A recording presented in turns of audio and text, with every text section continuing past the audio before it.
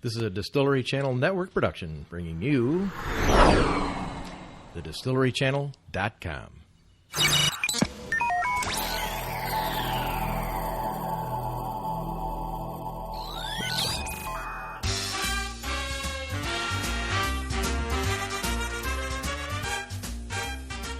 Well, good afternoon, everybody. We got a few sitting in the crowd today, coming to you from high atop the 49th floor here in St. Charles, Illinois, and we got a few guests in the audience that meandered in from around the pond. We want to welcome you. It'll be a great show. It's Randy Weckerly with the Distillery Channel. Today, the feature is going to come. We got a packed show. Hey, Rob Ladd, are you there? Yes, sir, Randy, and winter has returned to the heartland. There's snow in the forecast tonight, and I'm sitting here in darkness along the banks of the carp-infested Illinois River, just dreaming of going someplace warm and sunny. Well, that sounds just really awful. But dreaming is a good thing, and we are trying to gather with our friends down in Key West because we're going to be going down there sooner than we know. So we got a packed show. Today we're going to feature Key West with Paul Minta and the first illegal rum distillery out of Key West. Talk a little bit about Mel Fisher's gold in the bottom of the ocean. And now the top 10 list of best beaches in the world. And a lot of them are in Florida. And Rob, just briefly, what's your number one favorite beach? I'll check the list here. Well, the number one beach on the list is Siesta Beach in Florida. My favorite didn't make the list, but that's neither here nor there. The beach of St. Pete, which I have been on. And well, wait, Rob. What is your favorite beach? Well, actually, South Beach in Miami is my favorite. Well, tell us why, Rob. Oh, it's just a wonderful place. It's the Art Deco hotel. Not filling in the blanks why you like it so much. You can find Art Deco a lot of places.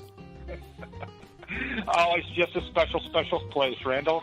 Well, I know that one time we went down there, we were working together and doing a couple things. I said, hey, the ocean can't be that far away.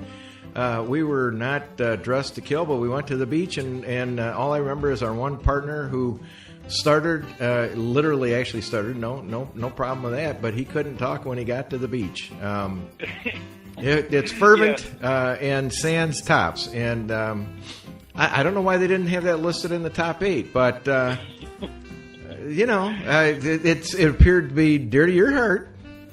Yes. If you walk towards the ocean from South Beach and take a right and walk far enough, you will see just some marvelous landscape. I know it. I remember when kids are throwing frisbees. Families are there. I mean, they're playing amongst a crowd of beautiful models and both men and women. And it is legal to be topless on that beach, but it's not mentioned in the top 10. But let's just cover quickly. The number one is Siesta Key, Sarasota. Number 2, Ponce de Leon, named for a Spanish explorer. That's number 3. Number 4, Great Britain took control of the island and inhabiting the Key West area, and that's another great destination. Well, you know what? I've got the wrong list up here. Let's go to the right list. Yeah. You got the list? Well, St. Pete Beach. Well, I had a wonderful experience there with a bottle of alcohol and the moonlight night. Well, number 2 is Kaanapali Beach. Number 4 is Clearwater Beach. Number 5 is Beach at Panama City. Number 6 is Hollywood Beach. 7, Pensacola Beach. 8, St. Augustine Beach. 9, Hanauma Bay Natural Preserve in Honolulu. And number 10, Ocean City Beach in Maryland, which cracked the top 10. But Siesta Beach, I've been there. They're all great, and we'll be back here just briefly. We're going to be talking about Paul Minta, who is a gentleman that is an incredible kiteboarder, first guy that sailed from Key West to Havana and did it legally. We'll be right back.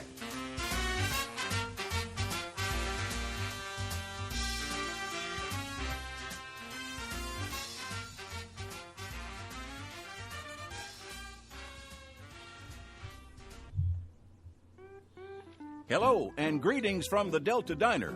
You know, some restaurants like to brag about how many McPeople they've McServed. And at the Delta Diner, I guess we're not above that either. Since we faithfully rebuilt our original 1940 Silk City Diner a few years back, we've served dozens of dozens. And not to brag, but we would have served even more if not for the fact that we're out here an hour away from most folks. But then our customers consider the drive and the long wait once they get here well worth it, which tells you more about our food than any adjectives I could come up with. Plus, how much quality family time can you get at those dime a dozen places where the longest part of your drive is from the order speaker to the pickup window? And don't miss Burger Mondays, the only day we serve burgers. You can find out more about our weekly burger options by visiting our Facebook page, if that's your kind of thing. The Delta Diner on County H and Delta, in the middle of nowhere and like nowhere you've ever eaten.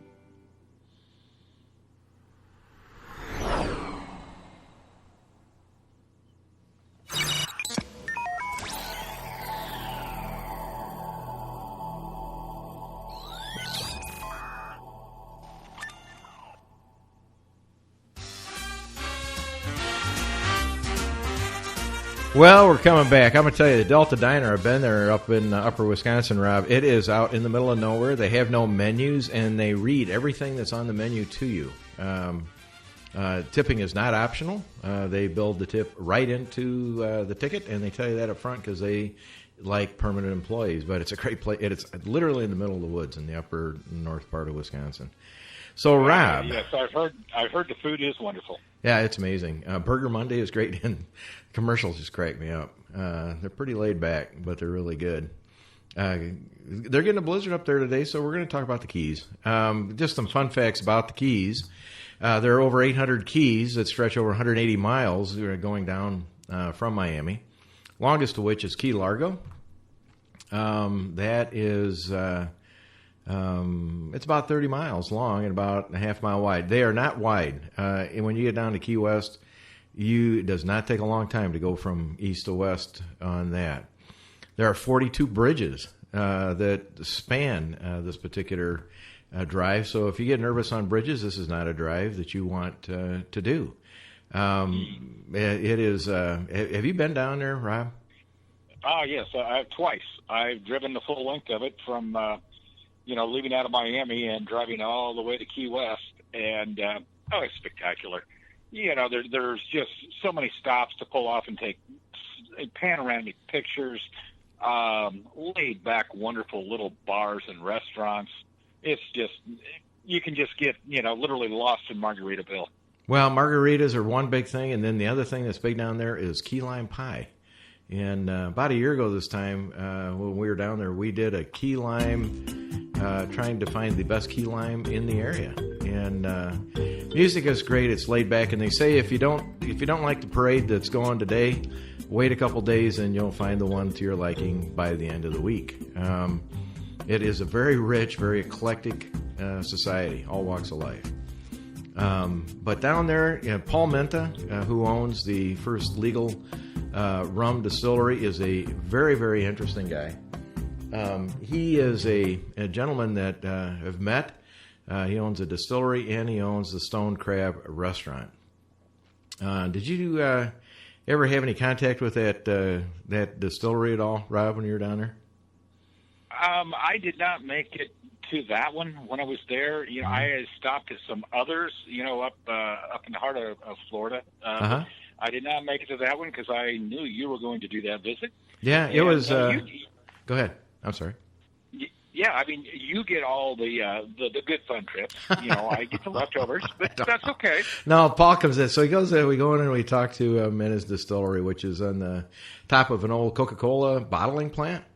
He's just an interesting guy. He's got a shaman. He's kiteboarded all over the world. One of the facts he told us is that, when you're in Key West, you're closer to Havana than you are to Miami, which is an interesting fact. There's a big red pole there that's everybody stands next to because it's the furthest point south in the United States. But his distillery sits on a cement floor. Beautiful, very, very cool part, not very far from the Duval Street, which is the main street. And walked in and he begins to explain that the tide, the ocean tide, puts tremendous pressure on the floor of his distillery, which of course is, inches, if not feet deep, with cement.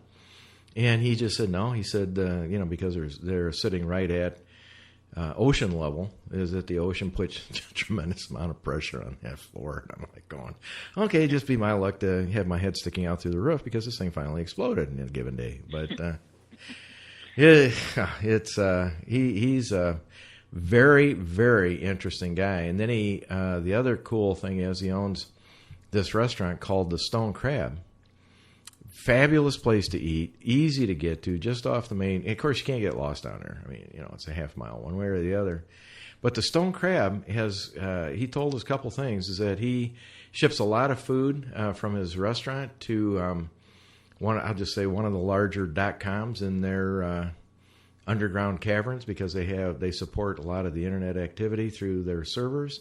And he also sent some food up to the Masters last year under lock and key in a private jet. So fabulous. Yeah, I'd like to be, but they go out and they get fresh stone crab every day. He very kind to cook some and show us how you crack it and eat. Of course, I'm allergic to it, and my partner at the time I was with was very, very, very, very happy to taste test fresh stone crab coming right out of the pot. One of the other interesting stories down there is the story of Mel Fisher, and Mel Fisher was this guy that. He did a lot of research into sunken ships.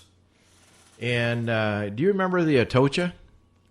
Oh, I remember hearing something about it. Didn't they find like $200 million worth of gold or something on that treasure find? You're half right. It was only $450 million, and they figure they've only found half. And the interesting thing with that is, Rob, is that if you want, you can go online, get an application, and you can go work with them under the water. Or on top on their ships. Still today, when they go out and they're looking for treasure, the Atocha was in a fleet of 28 ships and was carrying the Pope's jewels and money, and why they needed to send nearly $1 billion to South America or Florida, I'm not sure, but they've only figured that they still have only found half of it. Wow. Pretty interesting. One of the other quick facts, and I hate to be hogging the show, but I'm pretty. One of the fun facts down there, we always talk about ghosts, and the Key West does have some great ghost stories. They have the Key West Bar is an ex-morgue, and I want you to go do this story, Rob, because I'm not going to go do it. It just is not going to happen. The Key West Bar is an ex-morgue with bodies still buried in it. Wow. You can go sit there and, when you say you're knocking them dead, you can. But people that have been there is Ernest Hemingway, Truman Capote, Shel Silverstein, Tennessee Williams, and the mayor of Margarita himself.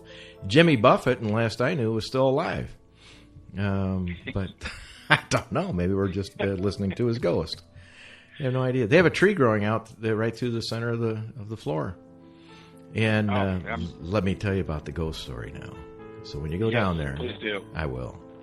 If you see orbs in the pictures that you take in this morgue, and orbs are little shiny round things, which most people do, those are the spirits of the ghosts that run from the floor and around the bar.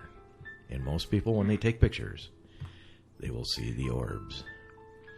So possibly they're just dust particles and it's light reflecting off them. No, Rob, that's not the case, because we heard the same thing in Savannah and on the Golden Isle. Orbs. Oh my! Orbs are the spirit embodied. So anyway, that's Key West.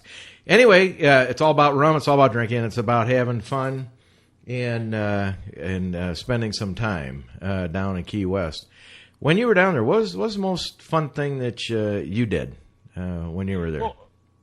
Well, actually, I got to go out of Isla Morada and got to fish for a few hours. So for me, that was great fun. I just enjoyed the sightseeing drive. I just really, all those bridges that you cross on the way down there, and just enjoying Mother Nature really was a highlight for me.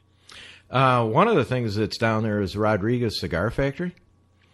And, yes, I've heard. Yeah, and we visited with the grandson of the originator, Mr. Rodriguez. It's an amazing stop. I just can't tell you that the history was so fascinating because the grandfather Rodriguez was basically, his land was taken by the regime, and he lost his land, had to spend a year or two in jail actually here, but he brought over the way and the seeds basically to grow Cuban cigars in Key West, and his wife still rolls cigars every day, and you'll see that on our website because we actually have film of that. It's rather amazing. Now, the best beach I'm going to tell you here in the last couple minutes that actually nobody knows about, and it's a hidden gem. Have you ever heard of Loggerheads? No, but I'm sure you're going to explain to me. I'm going to explain to you this beach. It is small, just minutes of walking away. I think it's right next to the Westin Hotel. Very small beach called Loggerheads. I'm going to say it again because everybody should go down and go to this beach. It's just laid back. You can put your feet in the sand. The water is gentle. The water is warm. It's small. Take your own chair along. When we were there, the gentleman was playing the guitar. Great music. Easy to get some drinks. Very, very laid back. It's what my vacation is going to be here real soon because, Rob, we have been invited to go to Key West. Didn't want to keep this away from you within the next 2 to 3 weeks.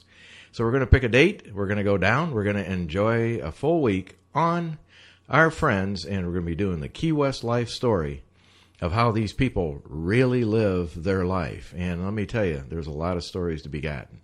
We have a lot of great friends down there, and can't wait to get back. Now, the number one drink, Rob, it is. It's going to be a lot of fun. Tell us about the Rum Runner recipe, Rob, real quick. And well, it's a famous drink, obviously, all over down there.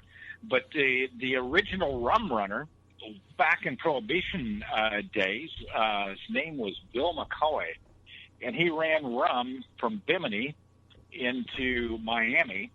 And it didn't take too long before the feds started putting the clamps on this. So at that time, the international water line was just 3 miles out. So he would park his big boat 3 miles out, and little boats would come out and collect the wares and take them ashore and avoid the authorities. And lo and behold, who should be waiting on shore, living in Miami that time, but our old friend, Al Capone. Seems to be a running theme through our shows. Yes, and Al would take the rum from Bimini and put it in false bottom railroad cars and Pullman cars and send it north. Wow. So that was the original Bill McCoy, and that's where the saying, the real McCoy, came from because of the high quality liquor, bootleg liquor that he ran into Miami. Really? Wow. Yes. That's incredible. So, now you know where the saying came from. Well, there appears to be enough liquor in the Rum Runner recipe that, when you have two cups of ice to begin, an ounce of pineapple juice, an ounce of orange juice, an ounce of blackberry liqueur, an ounce of banana liquor, an ounce of light rum, and 1 ounce of dark rum, and you blend that, and then you lay an orange on top of it. And now, do you know what Bacardi 151 is? Yes, it's excellent rum. And that's 151 proof. And somehow you're supposed to make an alcohol floater and pour that on top of the orange that's sitting on top of the blended material. Then say goodnight, Rob, because this is the end of the show again. Went too quick today. But Key West, Florida, we're heading out about 3 weeks, and it's going to be a lot of fun. And anyway, we'll see you next time. We are going to get to the definitions of what does make rum and vodka and gin and whiskey and bourbon. And see y'all, guys. It's been fun. It's Randy, Rob, Distillery Channel, signing off. See you later, Rob. Goodbye.